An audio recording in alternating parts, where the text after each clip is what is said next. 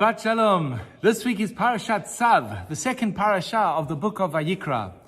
On the surface, it seems to be a repetition of all the laws we just read about last week, how to offer different sacrifices. But there's a major difference in this week's parasha. Whereas last week, we spoke from the perspective of the one bringing the sacrifice, in this week's parasha, we look from the perspective of the Kohen, who is entrusted with offering the sacrifice.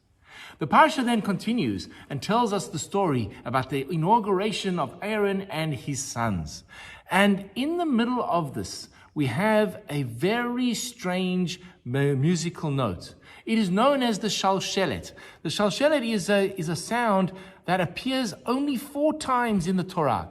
And it goes like this. Da da da da da da da da da da da da da da da da da. And when you're listening to the vocals or the sound of this note, it seems to be talking to us. It's indicating a sense of anticipation, holding back. I want to do this, but I don't want to do this. I want to, but I can't. And we find that there are 4 cases of Shalshelet in the Torah. And each one of these cases tells a story about a person who's supposed to do the right thing, but wants to hold on to something else. The first time the note appears is with Lot in the city of Sodom. The angels tell him, I need you to get out of the city, leave now. But Lot says, I got all my wealth, everything's here. The angels said, leave now. And we have Lot hesitating, yes, no, yes, no. The second case is one of when Eliezer, the famous servant of Abraham, arrives and he offers this amazing trick or test to find a wife for Yitzchak.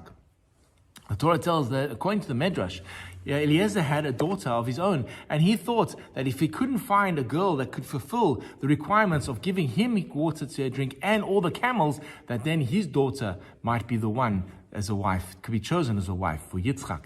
We find that Shalshelet as well, when he sees Rivka, and he's hesitating whether to go up to her or not, because he realizes that if he goes up and introduces himself, his daughter will not marry Yitzchak. The third case is the famous story of Joseph and the wife of Potiphar. The wife of Potiphar desperately wishes to lie with Joseph, seduces him. And in the parasha, we see that within the text, it doesn't show this. But in the Shalshelet note, we see that Yosef is struggling with his moral compass and the wife of Potiphar. Ultimately, he makes the right choice and he runs away. But the Torah beautifully, with the musical note of the Shalshelet, indicates how the internal turmoil of the moment. And the 4th Shalshelet in the Torah happens in our parasha, where Moshe Rabbeinu hands over the keys of Kohen Gadol to Aaron.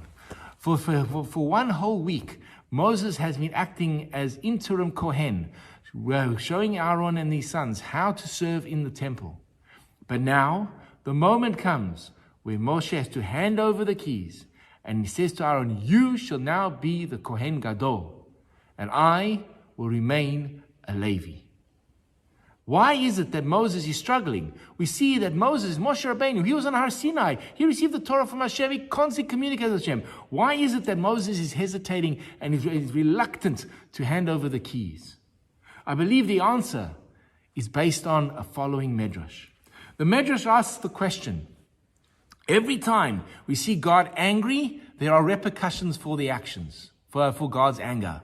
We see, but there's one case where we don't see any repercussion, and that is at the burning bush. When God is negotiating with Moses, says, I want you to save the Jewish people, Moses refuses to go for an entire week until Vayichar af Hashem. Hashem gets angry with him for not refusing. And Hashem says to Moshe, Aaron Halevi yavo lafanecha. Aaron the Levite is coming to see you. Don't be afraid of your brother. Don't be worried about him. He'll be happy to accept you as the leader. Don't worry. And says the rabbis, Aaron Halevi, he was meant to be a Levi. You, Moshe, was going to be the Kohen Gadol as well. But when you refused, I handed the role over to Aaron.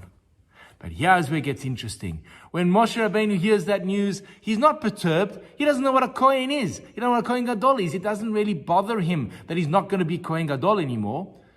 But now, after working in the role for an entire week and seeing what it means to be the representative of the Jewish people before God and doing all the services, he suddenly realizes that his decision then of the refusal had consequences. Too many times, we fall into that same trap. We refuse to do something because we just don't appreciate what it means. We see this theme with regards to Esau selling the birthright, only to realize much later what exactly that means. How many times in our own lives do we refuse to do something because we don't see the value of it? Whether it is learning about it, learning how to read Hebrew at school, or Jewish studies, or any skill. And years later, we suddenly realize that we rue the missed opportunities. And thus, when Moses is handing over the keys and says to Aaron, you will now be the high priest, there is a shalshelet, because inside Moses is suddenly realizing what the turmoil within him means. Here I am, my brother is going to be Kohen Gadol, but I could have been it.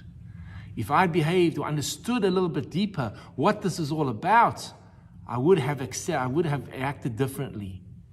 We have to be so careful that we don't shut the door on opportunities because we don't understand what they are, only to rue them much later. The Shalshelet of our parasha is a lesson that we should take in our hearts and reflect upon it daily. Shabbat Shalom.